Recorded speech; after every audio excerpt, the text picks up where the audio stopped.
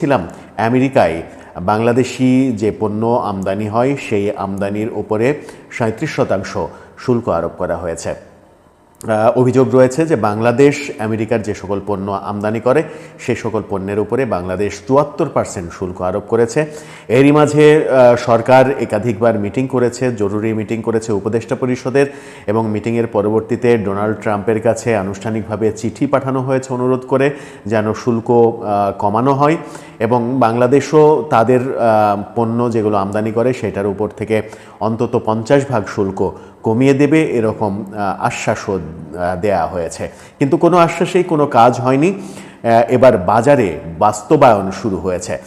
দৈনিক প্রথম আলো যেটা বলছে সেটা ভয়াবহ। সাভারের একটি ফুটওয়্যার কোম্পানির রপ্তানি বাতিল করতে চিঠি দিয়েছে আমেরিকান বায়াররা, এবং সেই মুহূর্তে চিঠি দিয়েছে যখন তারা জাহাজীকরণের কাজ চূড়ান্ত করে ফেলছিল। জাহাজ রেডি হয়ে যাচ্ছে, শুধুমাত্র জাহাজ ভরা হবে, মালামাল চলে গেছে চিটাগাঙে, সেখান থেকে জাহাজ ভরে শুধুমাত্র জাহাজটা রওনা দেবে। ঠিক সেই সময়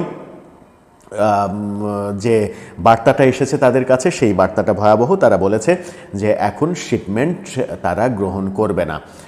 অর্থাৎ এই যে পণ্য, ফুটওয়্যার চামড়াজাত পণ্য, অর্থাৎ বেশিরভাগই জুতা জাতীয় পণ্য, সেই পণ্যগুলো আমেরিকার বাজারে যাচ্ছে না।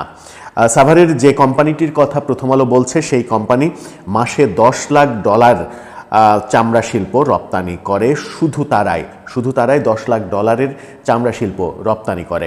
এই রপ্তানি যদি মাসে 10 লাখ হয় তাহলে বছরে সেটি $120 লাখ।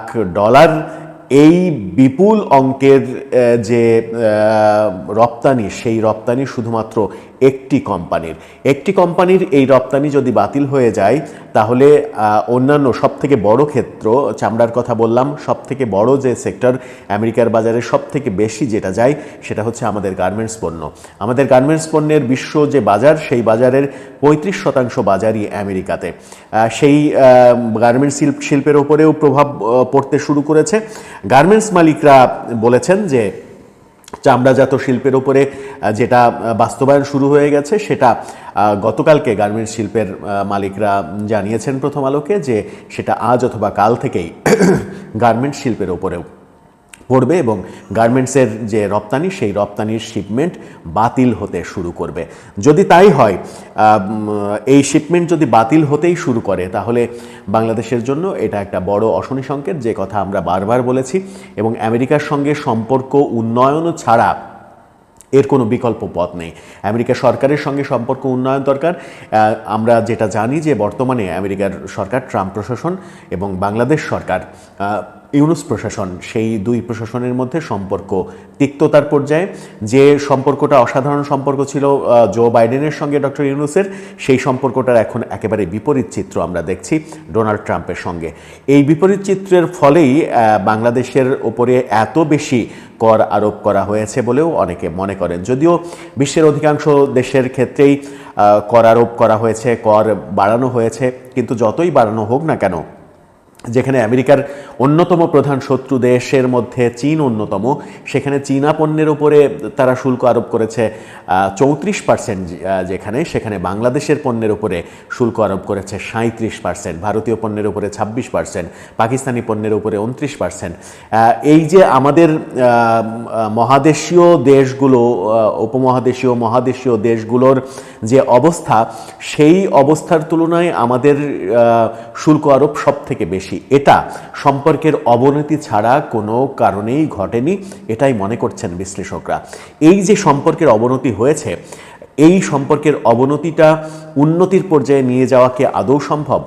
অভিযোগ রয়েছে ডোনাল্ড ট্রাম্পের সঙ্গে ডক্টর ইউনুসের ব্যক্তিগত সম্পর্ক খারাপ। হিলারি ক্লিন্টনের সঙ্গে প্রথমবার যখন ডোনাল্ড ট্রাম্প নির্বাচন করে যেতেন, সেই সময় হিলারি ক্লিন্টনের পক্ষে ডক্টর ইউনুসের বিপুল পরিমাণ আর্থিক অনুদানের অভিযোগ রয়েছে ডোনাল্ড ট্রাম্পের দিক থেকে। সেই থেকেই ডোনাল্ড ট্রাম্প ডক্টর ইউনুসের উপরে এক ধরনের খ্যাপা ছিলেন।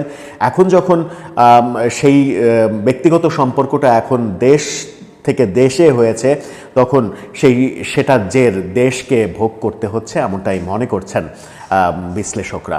এর থেকে উত্তরণের আদৌ পথ আছে কি?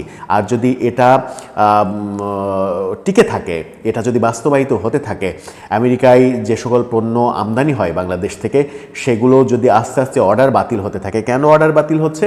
কারণ যে পরিমাণ শুল্ক বাড়ানো হয়েছে তাতে তাদের বাজারে বাংলাদেশি পণ্যের দাম বেড়ে যাবে, আর দাম বেড়ে গেলে তাদের পক্ষে সেই ব্যবসাটা করা অসম্ভব হবে। তাই আমেরিকার ব্যবসায়ীরা অলরেডি প্রস্তাব দেওয়া শুরু করেছে যে শুল্ক যেহেতু বাড়ানো হয়েছে সেহেতু তোমাদের পণ্যের দাম কমাতে হবে। পণ্যের দাম যে 22% শুল্ক বেড়েছে, 22% যদি পণ্যের দাম কমাতে হয় তাহলে বাংলাদেশের ব্যবসা যে লাটে উঠবে, সেটা চামড়া শিল্প এবং গার্মেন্টস শিল্প যে ক্ষেত্রে, বিশেষ করে গার্মেন্টস ক্ষেত্রে। প্রথম আলো চামড়া শিল্প নিয়ে রিপোর্ট করেছে, গার্মেন্টস এখনও সামনে আসেনি, সামনে আসছে। এই সপ্তাহের মধ্যেই গার্মেন্টসের চিত্রটা পরিষ্কার হয়ে যাবে। তাতে গার্মেন্টস ক্ষেত্র যে মুখ থুবড়ে পড়বে সেটা বলার অবকাশ রাখে না। এর থেকে উত্তরণের আদৌ কি পথ আছে আমাদের, নাকি ডক্টর ইউনূস সরকারের বিরুদ্ধে এক ধরনের উঠে পড়েই লাগলো ট্রাম্প প্রশাসন? সেটাও একটা বড় প্রশ্ন। দর্শক, আপনার কি মনে হয় শেষ পর্যন্ত কি হতে যাচ্ছে? আপনার মতামত জানিয়ে লিখতে পারেন আমাদের কমেন্ট বক্সে।